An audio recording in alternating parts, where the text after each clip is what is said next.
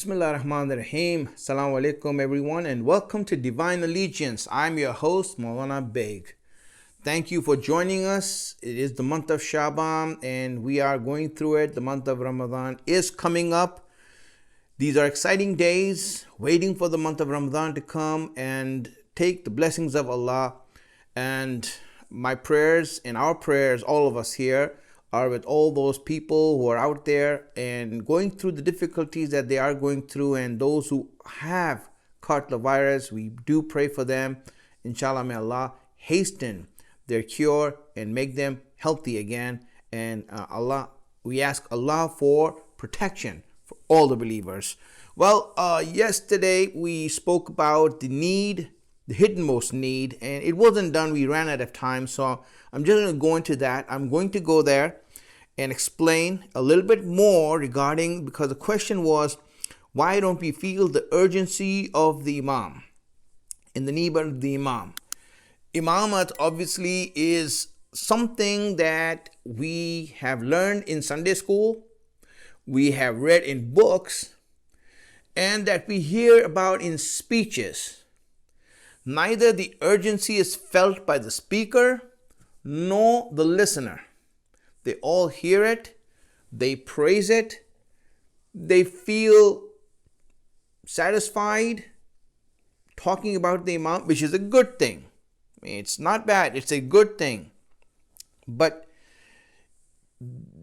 the relationship between us and the Imam should be that of an urgent need. It should be having that urgency, and that's something that we don't see, and that's what the question was from Chicago. This brother in Chicago, he asked this question, and I'm attempting to answer that and explain that so that it could really make sense and truly we get to know this. Now, the idea is that the need for the Imam is hidden under the layers of different, more basic needs that we have. The need, for example, the primary needs like air and water supersede in urgency to, for example, psychological needs, emotional needs, like, for example, being loved and respected. And it's only when we permeate these needs and fulfill and satisfy these basic needs, then the time and the place comes to feel that other need, that hidden need, and that need for our Creator and of Allah. That's the need that's out there.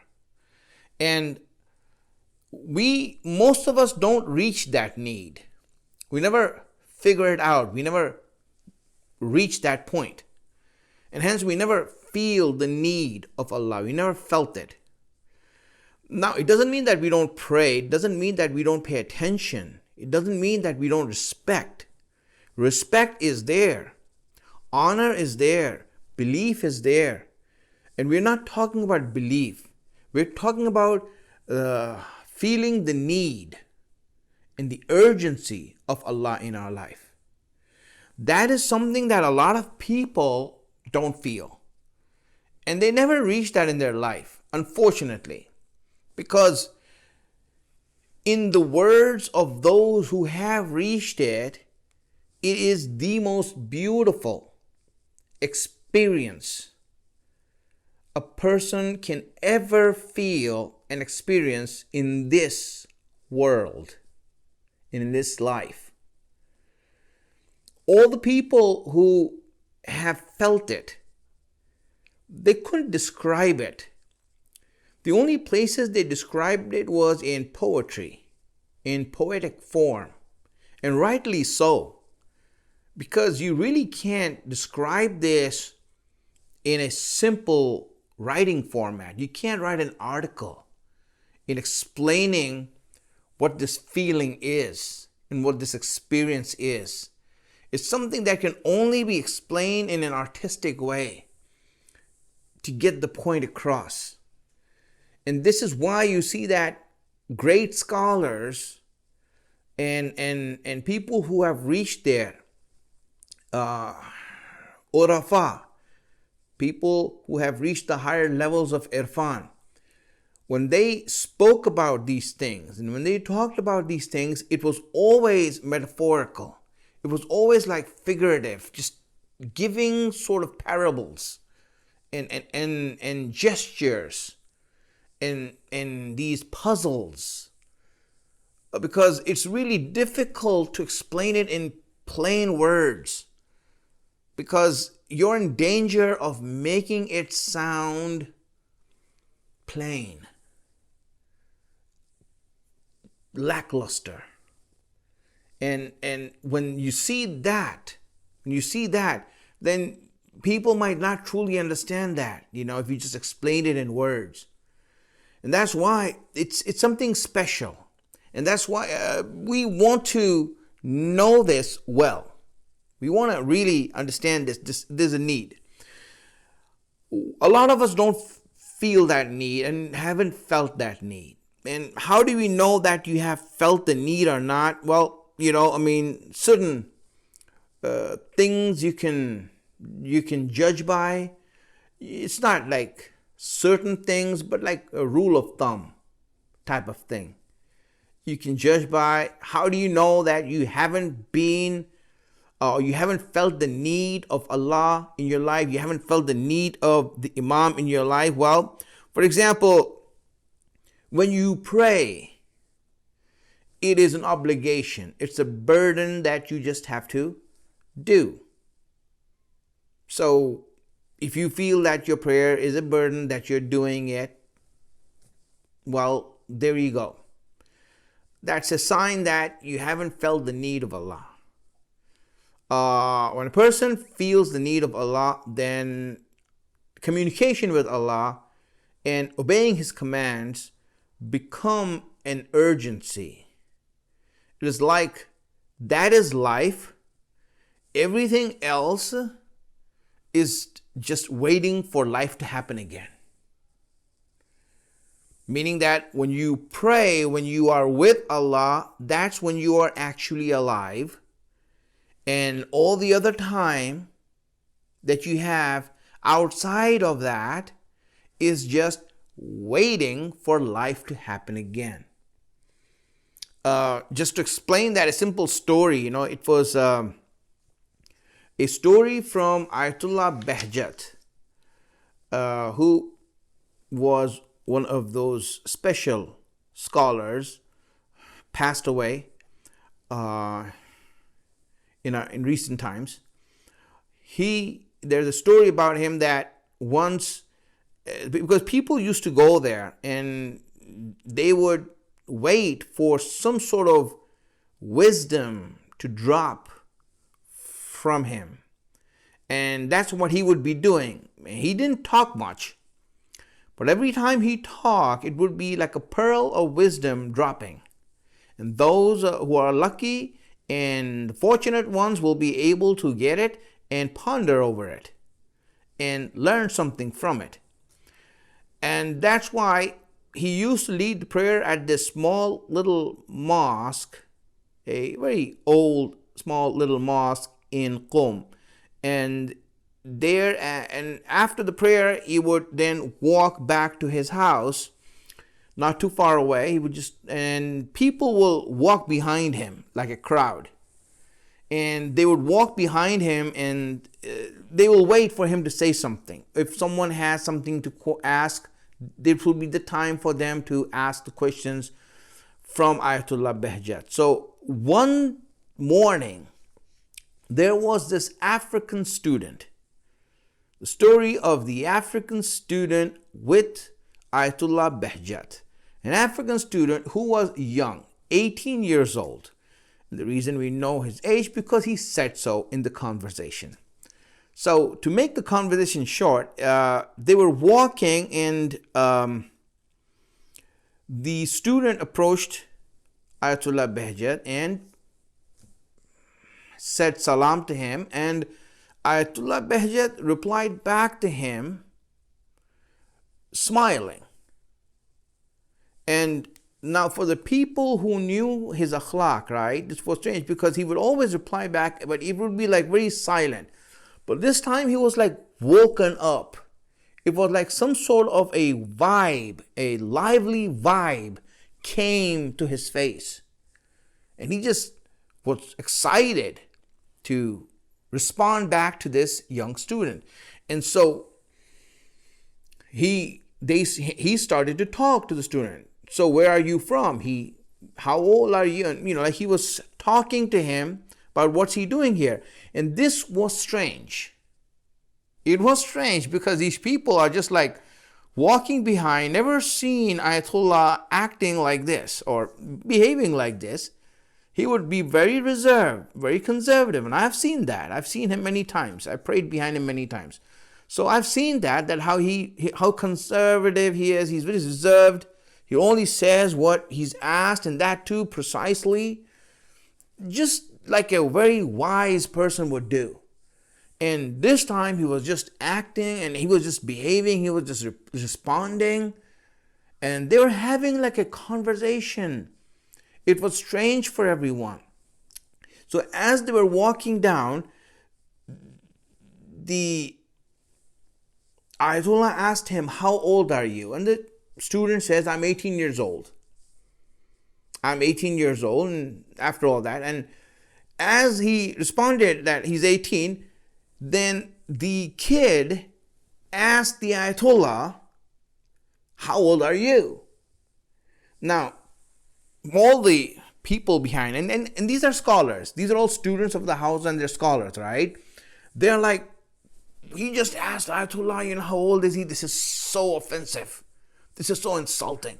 I mean, they're trying to stop him somehow from carrying on this very, in their minds, offensive mode of questioning, So the kid asked the Ayatollah, how old is he? And as soon as Ayatollah Baig heard that, he put his head down and he just started walking, And as they were walking, again, the kid asked,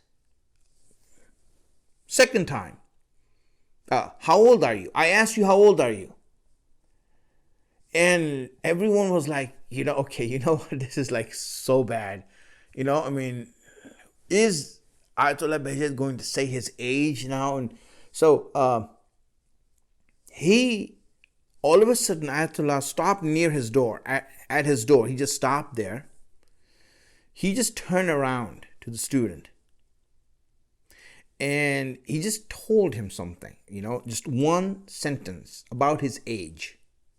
He said, in Farsi, this is what it means. In Farsi, he says, Zindagi yani khushi. That's all. And he walked into his house. He says, life is happiness. You ask me my age, how old I am? Well, just know that life is happiness. The people behind, the ulama who were behind him, around him, they obviously understood what he said. The kid couldn't understand what the Ayatollah meant by that. They explained to him. But in one sentence, Ayatollah Baig explained that life means happiness. Meaning you are only alive when you are happy. And you are only happy when you are connected with Allah. In other words, your lifespan is only to the extent that you are connected with Allah. Everything else is like nothing. It's not even counted. That's why when we speak about life, people who understand Allah as a need, those who see Him as a need, they see Allah, they see Him that whenever they are connected to Him, that's alive. They feel it. The rest of the time, they're waiting for that time to come. That's why it is said when the Imams used to pray, that's when they will be alive. And after the prayer is over, the whole time is passed by waiting for the next prayer to come. They just pass it. It's like I'm trying to wait for the next prayer so I can listen to Allah again. See, this is what it means. And hence, need is that. So most of us, have not reached that level or that point where we see it as a need. But Allah is a need for us, that we run after it. And how do we get there? And this is the issue. And for us, when we understand about the Imam, when we understand Allah as a need, we will understand the Imam is a need. The more we understand Allah as a need for us, the more we will understand the Imam as a need for us also. Imamate is not something that we just believe in. It's one of the 5 usul-e-din, articles of faith, and that we just believe in it and that's about it. No, Imamate is a need for us, like water and air. But we don't know it. We don't know it yet. And that is where we need to reach that. We need to reach that. Yes, we believe in Imamate. We believe in the Imams. We honor them and we respect them. Every time we take their name, inwardly, we send salawat, even if you're alone. Because that is a respect we have for the Imam, and that is important. That is the least we can do for the Imam. That's the least amount of faith that we have. And we have that. But when we go higher and when we go through the levels and layers of needs, we will reach that. And once you reach that, everything else just fades away. Everything else fades away. An example. There was a companion of Imam Ali by the name of Imamate Tammar. You all heard his story, Imamate Tammar. He was a person that they cut his tongue off, because he was praising Imam Ali. And when they saw that he wouldn't stop, they cut off his tongue. Well, Imamate Tammar was one of those people who recognized Imam Ali as a need. Even the other companions of Imam Ali would see him as weird, as someone strange, because Imamate Tammar, he wasn't focused on anything but his beloved Imam Ali. That's how he was. He was like he looked like a madman. He's not. He's a person who is in love. The person who is smitten. And that's why people couldn't understand that. He was completely awed and in love with his master. And such that everyone who was around him used to be like, get a hold of yourself. I mean, we also respect Imam Ali. We love him also. But you see, when you recognize the Imam as a need, then it's different. There's a whole different story. Everything else fades away. And that's exactly Allah. When you recognize Allah as a need, everything else fades away. So this is that need, that urgency that we want to reach. Just want to say one or two things in regards to this, right? One note I have written over here, just to give an understanding to this, is that the comprehension, like for example, I said there are primary needs, there are emotional needs, and then there are spiritual needs. Primary needs are very clear, very obvious. You know it, that you have it or not. It's very clear. The problem is with emotional needs and psychological needs. You see, this is where the problem is. Because, for example, I am in need of air. How do I know I have it? Because I can breathe. That's why. I'm breathing. I need water. If I drink, I quench my thirst. That's good. So I have satisfied my need for water. I have satisfied my need for air. So these are things I know, and when I satisfy, it is clear and obvious. But emotional needs are tricky. The reason emotional needs are tricky is because whether you satisfy them or not is a very vague thing.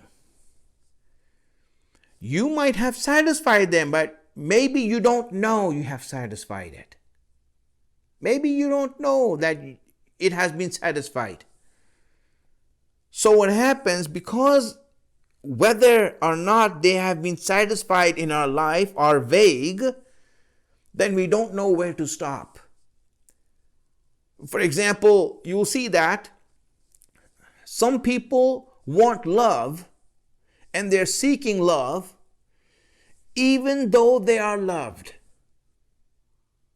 They are loved by someone, but you see that they are running around seeking love. Why are you seeking more? Some people, for example, seek attention even when they got attention. Even when they have a satisfactory amount of attention in their life, they are seeking attention. See, when you don't know and are unable to identify whether these needs are satisfied and you run after more, it becomes a sickness. That's where these psychological problems come in. Because it's a need and it has been satisfied, but we don't see it as satisfied, and hence we are running after more and more and more. And the more you run after it, you feel that you don't have it. Well, you have enough. You have people who love you. Why do you still want more? Then you fall into depression. I'm not loved. I don't have attention. People don't pay attention to me. I'm not respected. Who says you're not? But you see, because of the fact that the limit where this need is met is vague, so since it's not known, it might become a sickness. And the second thing that happens because of the vagueness of this need, the emotional need and psychological need, is that because we don't know it has been achieved, we make excuses for not fulfilling or searching for our spiritual needs because we think our emotional needs are still not met. Our psychological needs are still not met.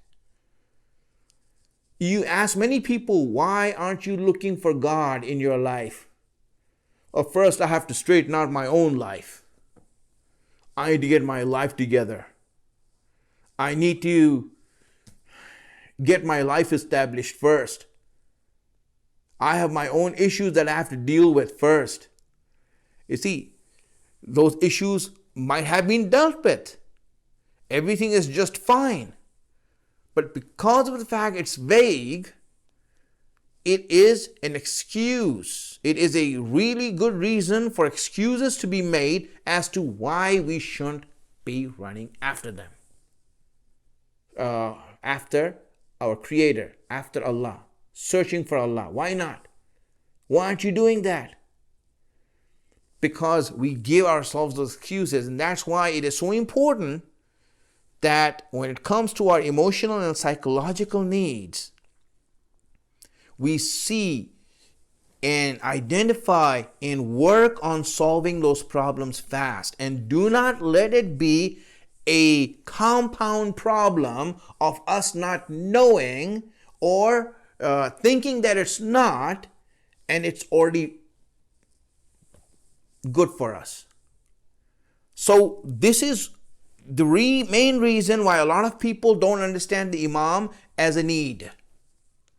Reason, because of the fact that they feel that their life is still, they are still not ready, or they still haven't reached that point in their life where they need to feel the Imam's need, where they need to search, where they need to actually look into it. And this is where the problem is. And we need to do that. So this is a point I want to make. A lot of people, for example, who overeat. Why? Because of the fact that they had their fill. Hunger was a need. They had their fill. But what happened is that even after eating, they want more. You see, it becomes a sickness. And because of the fact that it's ambiguous. It's ambiguous, and we need to really work on those things in clarifying the limits and knowing how far to go and what we actually need. What we actually need in those things might be very little, and most of those needs are going to be fulfilled then, because when we come to Allah, we recognize that, truly the attention that we were always searching for and the love that we were always searching for was there all along. It was there all along. It was Allah that we were searching for. That it's Allah who loves us. It's Allah who pays attention to us. It's Allah who respects us. And we never recognized that. We were always looking for other people to give me something. We were always looking for other people to give me something. Truly, my friends, a lot of us pray, and the only reason we pray is not because we need Allah, it's because we are afraid of hell. We fear hell, and that's why we pray, and we don't want to go to hell, which is fine. If it makes you pray, great. But reaching that need is something special. And when we talk about Imam Mahdi, it is a point where Shias need to reach, and we all need to reach there. It is, and when we reach there, then you know what? Religion stops being interesting. Yes, for a lot of people, Islam is interesting. Yes, it's a topic that they love to have or to discuss in their chat rooms, on WhatsApp. This is the extent of interest that they have in Islam. They love to send hadiths to one another, and this is, and when you don't need Allah, when you don't realize the need of Allah, when you recognize the need of Allah, then Islam becomes a lifeblood. Islam becomes a lifeblood. You can't live without it. It's like you have a hard time breathing. And you see that it is something that has to be done. You see that the Imam has to come back. I can't live like this. That's the point we need to reach. So if there's something missing in your emotional needs, then search for your spiritual needs, and you will overlook